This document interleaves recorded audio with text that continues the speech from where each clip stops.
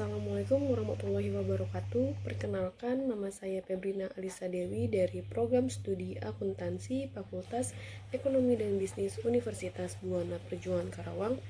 Di sini saya akan mempresentasikan hasil laporan kerja praktik yang berjudul Prosedur Perhitungan Nilai KBLB atas Laporan Pajak Pertambahan Nilai pada Waralaba PT Sumber Alvaria Trijaya. Beberapa pembahasan yang akan dibahas: yang pertama, pendahuluan; yang kedua, gambaran umum; yang ketiga, tinjauan pustaka; yang keempat, pelaksanaan kerja praktik; dan yang kelima, penutup. Pendahuluan terdiri dari latar belakang, tujuan kerja praktik, dan manfaat kerja praktik. Latar belakang: yang pertama, melaksanakan salah satu mata kuliah teori dan ilmu yang didapat selama perkuliahan yang dapat dipraktekkan dalam dunia kerja.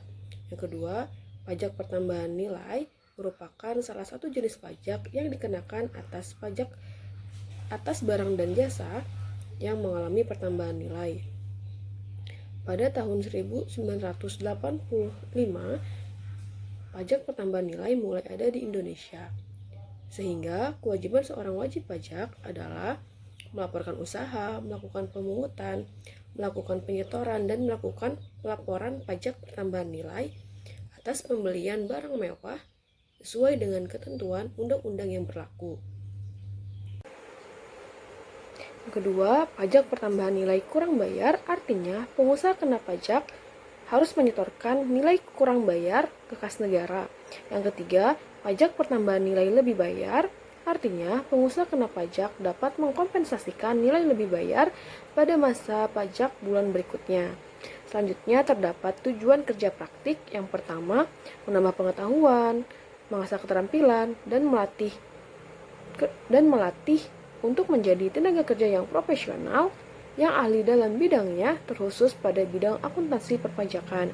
Yang kedua, mampu berkomunikasi dan bersosialisasi antar sesama pegawai untuk menjalin kerjasama yang baik dalam dunia kerja. Yang ketiga, tentunya dapat mengetahui nilai kurang bayar dan lebih bayar pada pajak pertambahan nilai di PT Sumber Alvaria Trijaya. Manfaat kerja praktik: yang pertama, dapat mengetahui dan mendapatkan wawasan bagi mahasiswa dalam dunia kerja yang nyata. Yang kedua, dapat mengetahui kemampuan mahasiswa dalam menyerap ilmu ekonomi yang didapat selama perkuliahan dan menerapkannya dalam dunia kerja. Yang ketiga, perusahaan ikut berpartisipasi dalam meningkatkan kualitas sumber daya manusia dan menciptakan tenaga ahli yang profesional. Sebuah brand minimarket penyedia kebutuhan sehari-hari yang dimiliki oleh PT Sumber Alvaria Trijaya. Alfamart beralamat di Jalan Alternatif Tanjung Pura, Klari, Karawang Timur, Karawang. Pada tahun 1989 merupakan awal berdirinya Alfamart dengan dimulainya usaha dagang rokok dan barang-barang konsumsi. PT Sumber Alvaria Trijaya memiliki visi dan misi, yaitu visi menjadi distribusi retail yang terkemuka yang dimiliki oleh masyarakat luas, yang berorientasi kepada pemberdayaan pengusaha kecil, pemenuhan kebutuhan, dan mampu bersaing secara global. Misi PT Sumber Alvaria Trijaya: yang pertama, memberikan kepuasan kepada pelanggan dan konsumen yang berfokus pada produk dan pelayanan yang berkualitas unggul. Yang kedua, selalu menjadi yang terbaik dan selalu menegakkan etika dan tingkah laku dalam bisnis. Yang ketiga, ikut berpartisipasi dalam membangun negara dengan menumbuh kembangkan jiwa berwira swasta dan kemitraan usaha. Yang keempat, membangun organisasi global yang terpercaya, sehat, terus bertumbuh dan bermanfaat bagi pelanggan, pemasok, karyawan, pemegang saham, dan masyarakat pada umumnya. Struktur PT Sumber Alvaria Trijaya terdiri dari Board of Commissioner, Audit Committee, Board of Director, Corporate Audit, Corporate Legal, Operation, property development, IT, finance, human capital, corporate development, franchise terdiri dari finance, tax accounting, corporate affair. Tinjauan pustaka. Menurut Sumarsan, akuntansi adalah suatu seni untuk mengumpulkan, mengidentifikasi, mengklasifikasi, mencatat transaksi yang sesuai dengan kejadian yang berhubungan dengan keuangan untuk mendapatkan informasi berupa laporan keuangan yang dapat digunakan oleh pihak yang berkepentingan. Menurut Mardiasmo, self-assessment system adalah sistem pemungutan pajak yang memberi wewenang penuh kepada wajib pajak untuk menentukan sendiri besarnya pajak yang terhutang. Pajak pertambahan nilai adalah salah satu jenis pajak yang dikenakan atas barang dan jasa yang mengalami pajak pertambahan nilai. Pajak pertambahan nilai mulai ada di Indonesia pada April tahun 1985 untuk menggantikan pajak penjualan, sehingga kewajiban seorang wajib pajak adalah melaporkan usaha, melakukan pemungutan, melakukan penyetoran, dan melakukan pelaporan pajak pertambahan nilai atas pembelian barang mewah sesuai dengan ketentuan undang-undang yang berlaku. Perhitungan nilai kurang bayar PPN pada waralaba PT Sumber Alvaria Trijaya. Terdapat 3 komponen, yaitu PPN keluaran, PPN masukan, dan nilai kompensasi. PPN masukan terdapat beberapa komponen. Yang pertama, planogram sebesar Rp450.000, gondola sebesar Rp0, e-trans sebesar Rp227.701, tenan korporat sebesar Rp0, sales penjualan atau sederhana sebesar Rp35.976.683, tenan UMKM sebesar Rp0, maka total pajak keluaran sebesar Rp36.654.384. PPN masukan terdapat beberapa komponen. Yang pertama, teodisi ke toko sebesar Rp30.069.712, aktiva sebesar Rp0, administrasi fee sebesar Rp75.000, manajemen fee sebesar Rp1.342.755, kontribusi fee sebesar Rp655.082, franchise fee sebesar Rp0, ratul pembelian sebesar Rp494.129, non barang dagang sebesar Rp0, maka total pajak masukan sebesar Rp31.648.420. Selanjutnya yaitu perhitungan nilai kurang bayar pada CV berkeusahawani dapat dihitung dengan cara total pajak keluaran dikurangi total pajak masukan ditambah nilai kompensasi sama dengan kurang bayar. Dapat dikalkulasikan total pajak keluaran sebesar Rp36.664.384 dikurangi total pajak masukan sebesar Rp31.648.420 ditambah nilai kompensasi sebesar Rp0 sama dengan Rp5.005.964.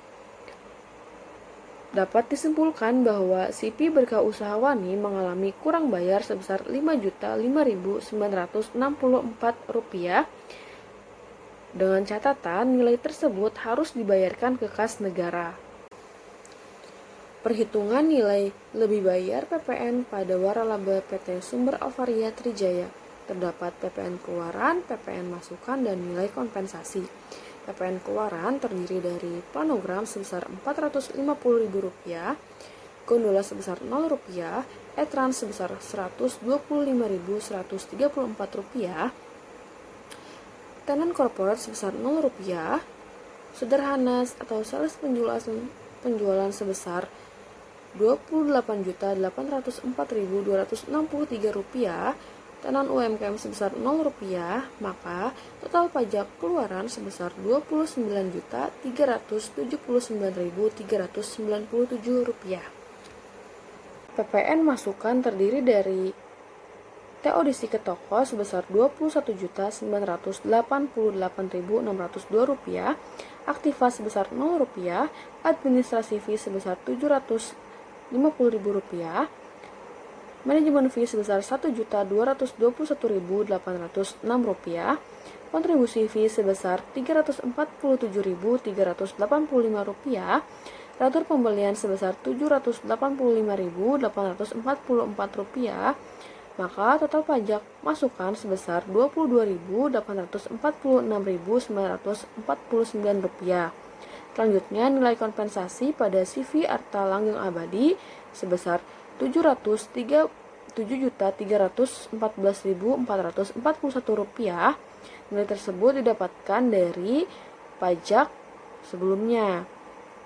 Selanjutnya yaitu perhitungan nilai lebih bayar PPN pada waralaba PT Sumber Avaria Trijaya dapat dihitung dengan cara total pajak masukan dikurangi total pajak keluaran ditambah nilai kompensasi sama dengan lebih bayar. Dapat dikalkulasikan total pajak masukan sebesar Rp29.846.949 dikurangi total pajak keluaran sebesar Rp29.379.397 ditambah nilai kompensasi sebesar Rp7.314.441 sama dengan Rp781.993. Maka dapat disimpulkan nilai lebih bayar pada CV Arta Langgeng Abadi sebesar Rp781.993. Nilai tersebut dapat dikompensasikan pada saat bulan pajak berikutnya. Pelaksanaan kerja praktik. Penulis melaksanakan kerja praktik di PT Sumber Avaria Trijaya yang beralamat di Jalan Alternatif Tanjung Pura, Kelari, Karawang Timur, Karawang. Pelaksanaan kerja praktik sendiri terhitung dari tanggal 15 November tahun 2021 sampai dengan 15 April tahun 2022. Yang dimana kerja praktik ini dilaksanakan dari hari Senin hingga hari Jumat mulai pukul 8 hingga 17.30 waktu Indonesia Barat. Beberapa permasalahan yang terjadi pada saat pelaksanaan kerja praktik. Yang pertama, nilai lebih bayar pada PPN terjadi karena pajak pertambahan nilai keluaran kurang daripada pajak pertambahan nilai masukan. Yang kedua, nilai lebih bayar pada pajak pertambahan nilai dapat dikompensasikan pada pajak bulan berikutnya. Yang ketiga, terjadinya nilai lebih bayar pada pajak pertambahan nilai dikarenakan tidak mengkreditkan faktur pajak masukan sebagai pengurang. Untuk mengatasi beberapa permasalahan tersebut, terdapat solusi. Yang pertama, nilai lebih bayar pada pajak pertambahan nilai dapat dijadikan kompensasi pada pajak bulan berikutnya. Yang kedua, faktur pajak yang tidak dapat dikreditkan. Yang pertama, faktur cacat, faktur yang expired, faktur yang sudah pernah digunakan. Hal pertama yang harus kita lakukan ketika faktur tersebut mengalami cacat, mengalami expired, mengalami pernah digunakan, maka yang harus kita lakukan yaitu mengkonfirmasi pihak supplier apakah faktur tersebut akan diganti atau dibatalkan. Karena ketika faktur tersebut pernah digunakan atau fakturnya sudah expired atau cacat. Yang ketiga, lakukan kontrol pada faktur pajak yang akan dikreditkan yang tidak expired, tidak cacat, tidak double penginputan pada saat dilaporkan agar dapat dijadikan sebagai pajak pengurang. Penutup, terdapat kesimpulan dan saran. Kesimpulan dari laporan kerja praktek ini adalah pajak pertambahan nilai adalah salah satu jenis pajak yang dikenakan atas barang dan jasa yang mengalami pertambahan nilai. Pajak pertambahan nilai sendiri merupakan salah satu jenis pajak yang wajib dipenuhi oleh pengusaha kena pajak atau wajib pajak. Sehingga kewajiban seorang wajib pajak, yaitu melaporkan usaha, melakukan pemungutan, melakukan penyetoran, dan melakukan pelaporan pajak pertambahan nilai atas pembelian barang mewah sesuai dengan ketentuan undang-undang yang berlaku. Selain itu, pajak pertambahan nilai terdapat nilai kurang bayar dan lebih bayar. Ketika nilai tersebut mengalami kurang bayar, maka pajak keluaran lebih besar daripada pajak masukan. Sebaliknya, ketika nilai tersebut mengalami lebih bayar, maka pajak masukan lebih besar daripada pajak keluaran. Saran, penulis berharap apa yang dituangkan dalam laporan ini dapat bermanfaat dan dapat dijadikan sebagai pengalaman yang berharga dalam mempraktikkan teori yang sudah didapatkan selama perkuliahan dalam dunia kerja. Selain itu, penulis juga berharap perusahaan dapat mengoptimalkan kinerja agar tidak terjadi permasalahan dalam pajak pertambahan nilai khususnya dan dapat bekerja sama dengan baik untuk mencapai hasil yang lebih baik. Terima kasih. Sekian dari saya. Wassalamualaikum warahmatullahi wabarakatuh.